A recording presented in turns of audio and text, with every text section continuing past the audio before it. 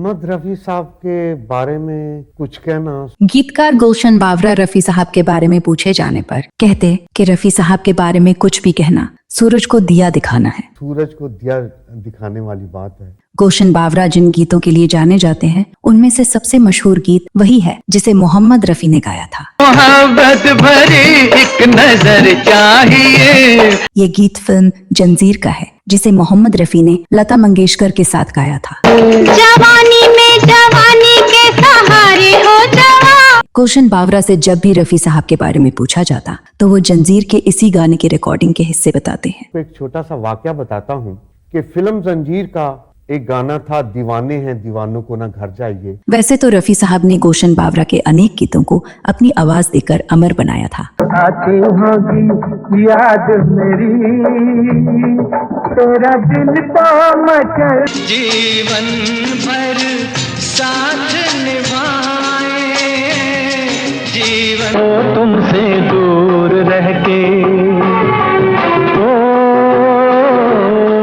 गुलशन बावरा के लिखे इन गीतों में एक ऐसा गीत है जिसे मोहम्मद रफी ने भूखे प्यासे रहकर गाया था। उस गीत को गाकर स्टूडियो से बाहर निकलने पर रफी साहब की मुलाकात गुलशन बावरा से हो गई। फिर गुलशन बावरा ने जो कुछ कहा उसे सुनने के बाद रफी साहब वापस स्टूडियो आए और उस गीत को दोबारा रिकॉर्ड किया। बोला तू गाना गाने वाला है तो तूने मुझे पहले क्यों नहीं बोला? और फट से अंदर आए और सारे म्यूजिशियनों को वापस बोले पेमेंट बंद करो, अंदर चलो अंदर चलो अंदर चलो। गुलशन बावरा ने अपने करियर में 237 गीत लिखे थे। पाकिस्तान के शेखुपुर में 12 अप्रैल 1937 को गुलशन बावरा का जन्म हुआ था। बंटवारे के बाद वो भारत आ गए जहां उनको वेस्टर्न रेलवे में क्लर्क की नौकरी मिल गई। साल 1955 में बंबई आने के बाद उनकी चाहत हिंदी फिल्मों में गीत लिखने की थी। कुछ समय संघर्ष भी किया। 23 अगस्त 1955 को फिल्म चंद्रसेना के लिए संगीतकार कल्याण जी आनंद जी ने उन्हें मौका दिया। इस फिल्म के लिए उन्होंने अपना पहला गीत लिखा। फिल्म सट्टा बाजार के दौरान उनके 2 गीतों को सुनकर डिस्ट्रीब्यूटर शांति भाई पटेल ने उन्हें गुलशन बावरा का नाम दिया। गुलशन बावरा ने लक्ष्मीकांत प्यारेलाल और R.D. बर्मन से लेकर अनु मलिक जैसे संगीतकारों के साथ काम किया। मोहम्मद रफी के साथ उनका गहरा लगाव था। बताया जाता है कि मोहम्मद रफी के निधन से वो बहुत दुखी हो गए थे। फिल्म जंजीर में एक गाना है, दीवाने हैं दीवानों को न घर चाहिए न दर चाहिए। इस गीत को मोहम्मद रफी ने लता मंगेशकर के साथ रिकॉर्ड किया था। ये फिल्म 11 मई 1963 को रिलीज हुई थी और इसे प्रकाश मेहरा ने निर्देशित किया था। फिल्म में अमिताभ के साथ प्राण और जया भादुरी अहम रोल में थी। सलीम जावेद की जोड़ी की लिखी ये पहली फिल्म थी। फिल्म का संगीत कल्याण जी आनंद जी ने दिया था। जिस दिन ये गाना रिकॉर्ड हुआ उस दिन रफी साहब ने रोजा रखा था और वो सुबह से ही भूखे प्यासे थे। इसके बाद भी उन्होंने उस गीत को रिकॉर्ड किया। उस गीत के कई रीटेक हुए थे और अंतिम टेक को संगीतकार कल्याण जी आनंद जी ने भी ओके कर दिया। लेकिन लता मंगेशकर को लग रहा था कि उनकी आवाज में कुछ कमी रह गई है और इस कारण वो चाहती थी कि इसका एक टेक और हो जाए। तो लता जी ने थोड़ी सी लता जी को फील हुआ कि मैं इसमें थोड़ा सा गड़बड़ कर गई हूँ किसी में, तो उन्होंने कल्याण जी भाई को जरा एक इशारा किया एक और टेक।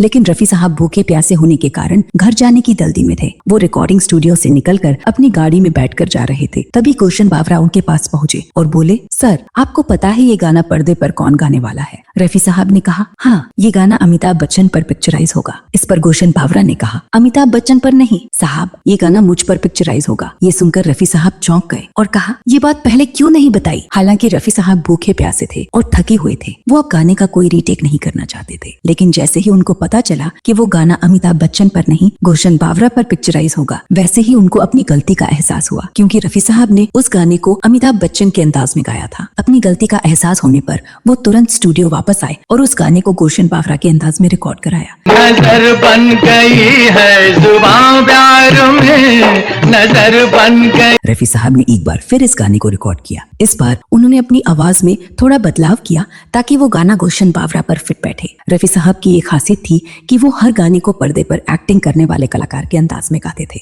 मजा आ गया जीत का हार में। बाद में इस गीत को गीतकार गुलशन बावरा पर फिल्माया गया था, जो फिल्म में एक बंजारा गायक के रूप में नजर आते हैं। जब ये गाना रिलीज हुआ तब खूब लोकप्रिय हुआ और आज भी लोकप्रिय है। दीवानों को न घर चाहिए न घर चाहिए। तो दोस्तों, आपको ये गाना कैसा लगता है? आप इसके बारे में क्या कहना चाहते हैं? अगले वीडियो में मैं किसी फिल्म, किसी गीत या किसी फिल्मी हस्ती के बारे में जानी अनजानी जानकारियां लेकर हाजिर हो जाऊंगी। तब तक के लिए नमस्कार।